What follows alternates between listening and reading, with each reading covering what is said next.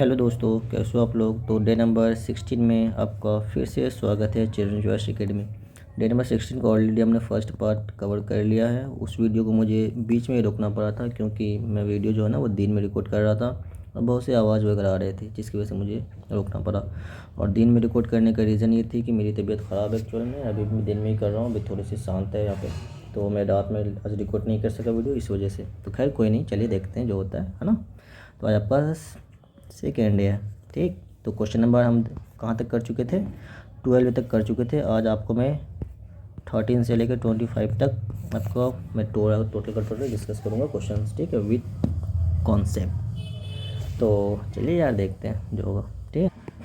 देखिए question number 13 क्या कह रहा है, the process of separating petroleum into its component is called. तो हम जानते हैं कि जब पेट्रोल आपका बन रहा होता है, देखो थोड़ा सा पीछे आते हैं क्वेश्चन। देखो 12 तक ऑलरेडी हम पूरा अच्छे से डिस्कस कर चुके थे। इसमें क्या पढ़े थे कि पेट्रोलियम जो होता है वो पेट्रोल जो होता है कितने मिलियंस ऑफ लेयर में बनता है, और ये दो वर्ड से मिलकर बनता है। एक होता है पेट्रा जिसका मीनिंग होता है रॉक। आपसे पूछ सकता है बताओ पेट्रा का मीनिंग क्या है, तो रॉक होता है। दूसरा होता है ओलियम, पूछेगा ओलियम का मीनिंग क्या है, तो आपको बताना ऑयल।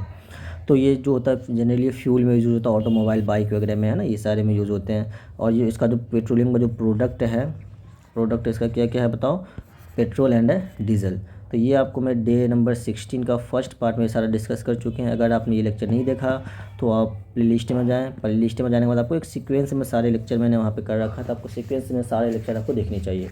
तो इससे पहले भी अगर आपने नहीं देखा तो उससे भी ज़रूर देखना, ठीक। तो जो देखो यहाँ पे कर रहे थे, तो ये जो प्रोसेस होता है ना आपका, जो सपोज़ कि आपका पेट्रोल है ना, ये पेट्रोल में इसमें आपने पेट्रोल निकाला, तो इसमें पेट्रोल भी है, ठीक।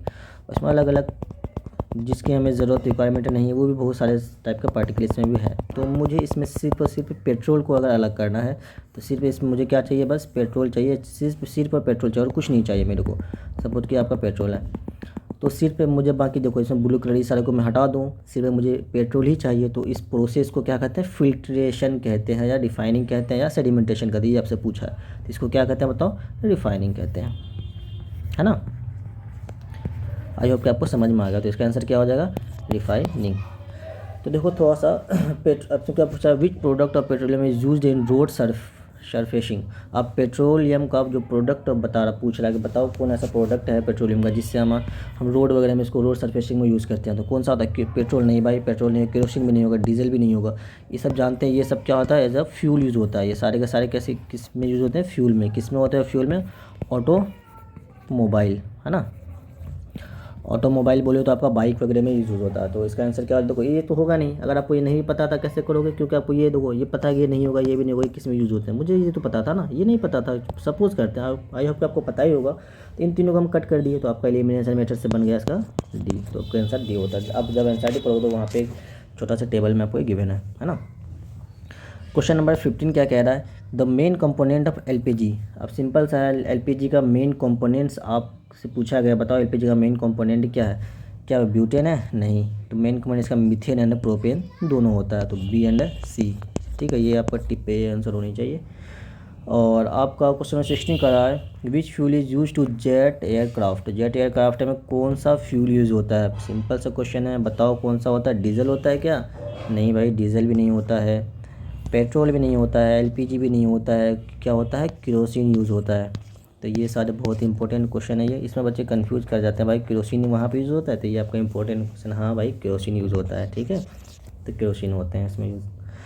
अब बहुत ही आसान सा क्वेश्चन है, क्या कह रहा है ये क्वेश्चन साहब को देखो ज़रा सा। The full form of LPG. LPG का फुल फॉर्म क्या होता है, लिक्विड पेट्रोलियम गैस या लो प्रेशर। देखो इसका तो कट कर दो, लो प्रेशर वगैरह हमने आज तक डिस्कस ही नहीं किया इसमें।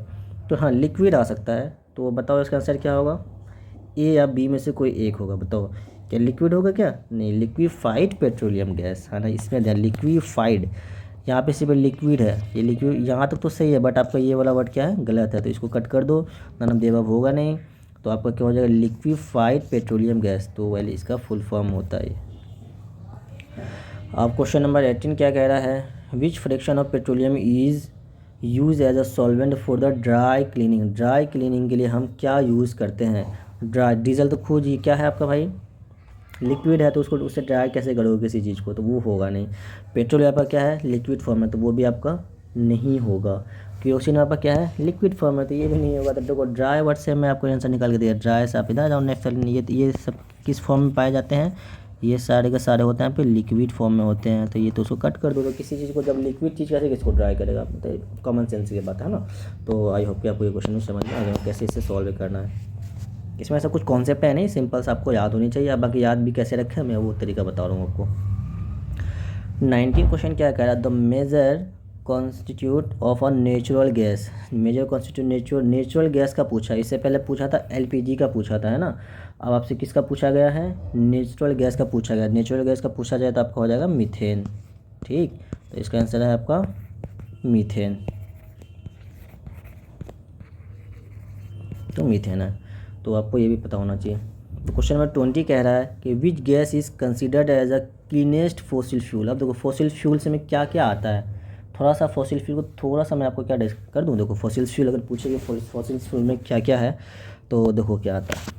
अगर मैं यहाँ पे लिख दूँ फॉसिल फ्यूल, एक मिनट कलर चेंज कर लूँ, फॉसिल फ्यूल, इसमें ऑलरेडी हम पढ़ चुके हैं। सबसे पहले किसके बारे में पढ़े हैं, कोल के बारे में पढ़े। कोल भी आपका क्या है, फॉसिल फ्यूल है। इसके बारे में बहुत चीज़ ऑलरेडी डिस्कस कर चुके हैं। ठीक, तो दूसरा है आपका पेट्रोलियम, दूसरा भी हम इसके बारे में डिस्कस कर चुके हैं कि क्या है, पेट्रोलियम। ये भी आपका एक फॉसिल फ्यूल का एग्जाम है। और तीसरा आपका आता है नेचुरल गैस। तो ये तीनों आपका क्या है, फॉसिल फ्यूल का एग्जाम्पल है। ठीक है, अब देखो कोल में भी हम कितने टाइप के पढ़े थे। कोल थोड़ा सा देखो, इसको थोड़ा सा रिवीजन करवा देता हूँ इससे पहले वाले लेक्चर का। कोल कितने टाइप पे कितने पढ़े थे ये बताओ, प्रोडक्ट नहीं टाइप पूछा हूँ। सबसे पहले क्या पढ़े थे, आपका पीट पढ़े थे, है ना। और दूसरा क्या पढ़े थे, ब्यूटुमिनस या लिग्नाइट, है ना, लिग्नाइट पढ़े थे। और एक क्या होता है आपका, ब्यूटुमिनस होता है। और एक और इसके टाइप होते हैं, बताओ, एंथ्रासाइट, एंथ्रासाइट। ये सारे के सारे इसके टाइप हैं, है ना, ये इसके टाइप है। तो अगर प्रोडक्ट पूछे तो कोल का प्रोडक्ट क्या क्या है, चलो इसको थोड़ा सा मैं लिख दूँ यहाँ पे। ये आपका कोल का टाइप हो गया। अब कोल का प्रोडक्ट अगर पूछे तो प्रोडक्ट में बताओ क्या क्या पढ़े थे। प्रोडक्ट में हम पढ़े थे सबसे पहले कोल तार पढ़े थे, है ना। तो कोक पढ़े थे, तो कोक के बारे में कुछ डिस्कस किए थे इससे पहले। उसके बाद दूसरा बताओ कोल तार पढ़े थे, है ना। और तीसरा पढ़े थे आपका कोल गैस। ये सारे के सारे ये क्या है, ये इसके प्रोडक्ट है ना, ये इसके प्रोडक्ट है। देखो सिंपल सा, अगर कोल है, कोल क्या है आपका फॉसिल फ्यूल है। कोल के टाइप कौन कौन से, पीट है, लिग्नाइट है, ब्यूटुमिनस है, एंथ्रासाइट है, ये टाइप हो गया। अगर आपसे पूछे प्रोडक्ट क्या क्या है, तो कोक प्रोडक्ट है, कोलतार प्रोडक्ट है, कोल गैस प्रोडक्ट है। प्रोडक्ट अलग चीज़ है एंड टाइप अलग चीज़ है। यार इसी खुशी में सब्सक्राइब कर दो, आपको आई होप समझ में आ ही गया होगा, है ना। तो अगर आपने मेरी वीडियो को अब तक सब्सक्राइब नहीं किया मेरे चैनल को, तो आप सब्सक्राइब करना तो बिल्कुल नहीं मिला। सब्सक्राइब करने के बाद आपको बेल आइकन पे ज़रूर क्लिक करना है, क्योंकि मैं आपके लिए डेली लेक्चर लेकर हूँ। जैसे आपने भी देखा कि मैं 16 का थोड़ा सा कंप्लीट नहीं कर सका पूरा, तो मैं सेकंड लेक्चर आपके लिए प्रोवाइड कर रहा हूँ। तो आपको ये पता होना चाहिए कि कब लेक्चर आ रहे हैं, इसके लिए आपको क्या नोटिफिकेशन आनी चाहिए, है ना। तो अब नोटिफिकेशन के लिए कम से कम आप तो इसे सब्सक्राइब एंड नोटिफिकेशन बटन को ऑन ज़रूर रखो भाई, क्योंकि अब ज़्यादा टाइम नहीं है आपके लिए, है ना। तो आई होप क्या आप सब्सक्राइब कर दिए होंगे। ठीक, थैंक यू सो मच।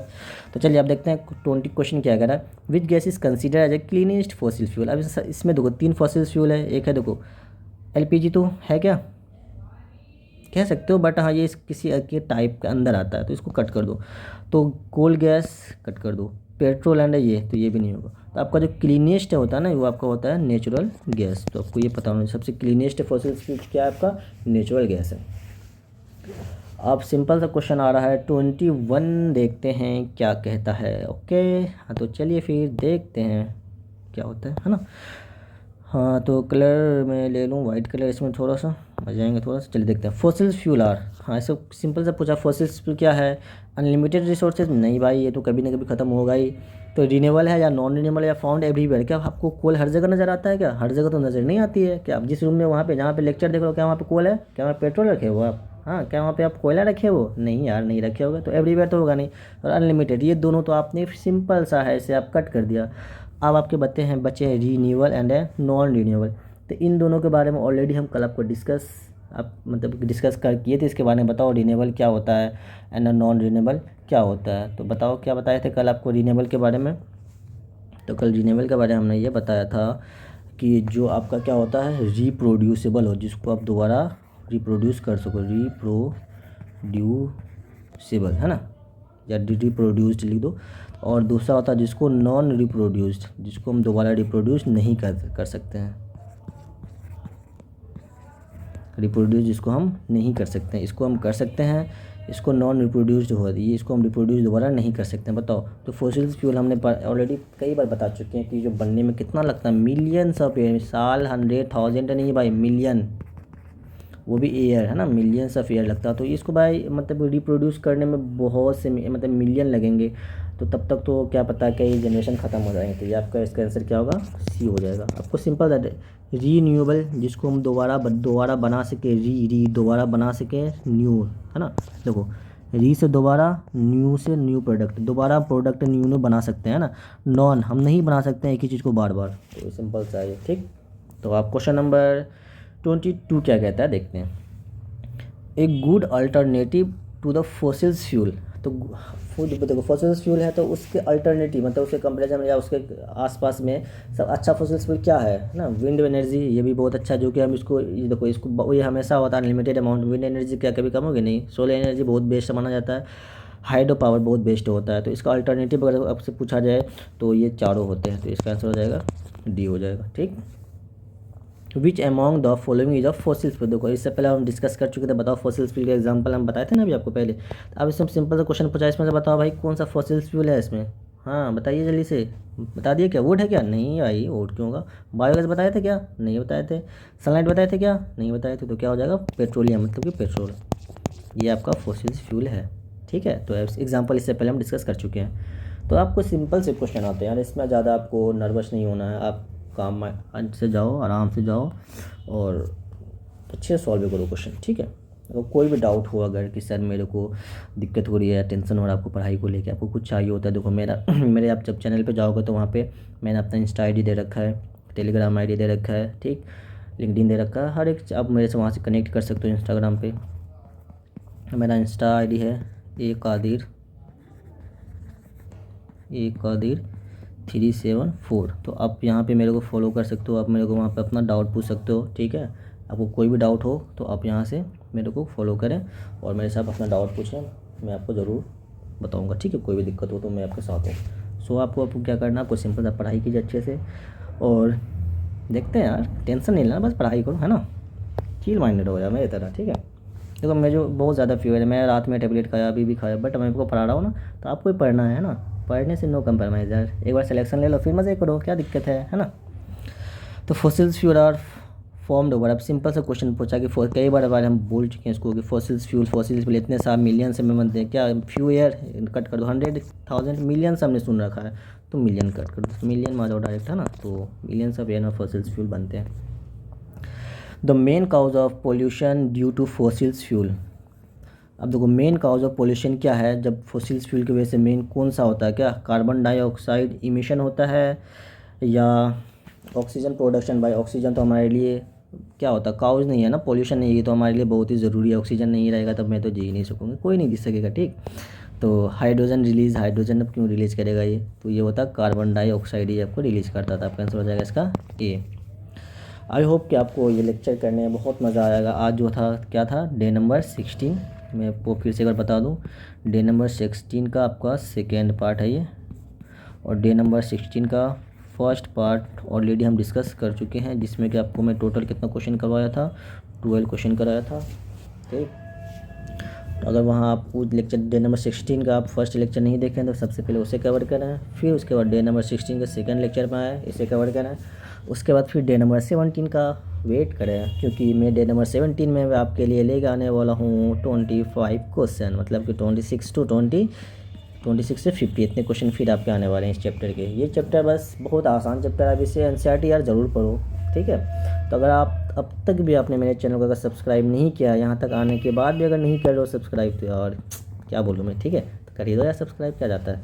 तो thank you so much for watching this video, और फिर मिलते हैं कल डे नंबर 17 पे दोबारा मिलते हैं, ठीक है। तो आज आप बहुत ज़्यादा दिन में रिकॉर्ड कर रहा हूँ ना, थोड़ा सा आपको आवाज़ भी आ रहा होगा, क्योंकि मेरी तबीयत थोड़ी सी ख़राब है, रात में नहीं कर सका। मैं पीपीटी वगैरह सारा लेके बैठ गया था, बट मेरे को इतनी ज़्यादा नींद आने लगी, मैं सो गया।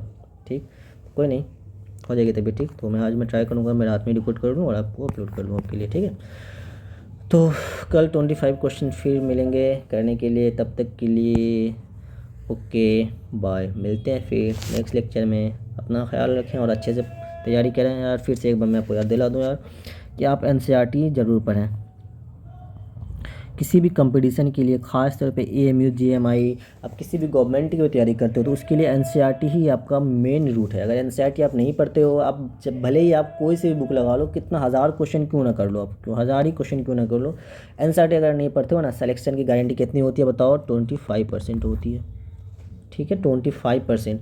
अगर आप एनसीईआरटी पढ़ लेते हो, आप कोई सा बुक नहीं पढ़ते हो, आपका 90% सिलेक्शन की गारंटी होती है, और 10% आपका थोड़ा सा तो कॉन्सेप्ट वगैरह भी डिपेंड करता है। ठीक है, तो एनसीईआरटी का इतना वैल्यू होता है। अगर आप एनसीईआरटी अच्छे से पढ़ रहे हो तो आप 90% भीड़ में आ चुके हो। थोड़ा सा आपको कॉन्सेप्ट पे काम करना। और मैं देखो, जब भी कोई सा भी मैं क्वेश्चन करवाता हूँ, मैं ज़्यादातर उसमें आपको कॉन्सेप्ट बताने का ट्राई करता हूँ। अगर मैं भी कुछ क्वेश्चन ऐसा भी लेकर आता हूँ जो कि थोड़ा सा बाहर होते हैं, है ना, कॉन्सेप्चुअल होती है, तो मैं उसको बताता हूँ कि अगर आपको ये नहीं आ रहा होता, आप वहाँ पे एग्जाम हॉल में कैसे सोचें आप, है ना, एग्जाम हॉल में आप कैसे सोचें, यानी कि मुँह नहीं रखने भाई मेरे से नहीं आ रहा यार, मेरे ये बला बला होता, वैसा नहीं करना कुछ। ठीक है, आप बिंदास होके आराम से चिल माइंड क्वेश्चन आपको सॉल्व करनी है और अच्छे से सॉल्व करना है। ठीक है, और एग्ज़ाम बाद आप मुझे ज़रूर बताना कि आपको कितने अच्छे मार्क्स आए, कितने नंबर आए। ठीक है, एग्ज़ाम बाद यार ज़रूर कमेंट करना।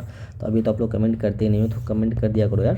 ठीक है, अगर आपको वीडियो कैसा लग रहा हो, अच्छा लग रहा हो तो भी करें, कोई दिक्कत हो तो भी करें, कोई डाउट हो फिर भी करें, कमेंट लेकिन करें, है ना। तो अब तक आपने चैनल को सब्सक्राइब, फिर से कर रहा हूँ, सब्सक्राइब कर दो। ठीक, थैंक यू सो मच, मिलते हैं फिर डे नंबर 17 पे। Okay bye, take care.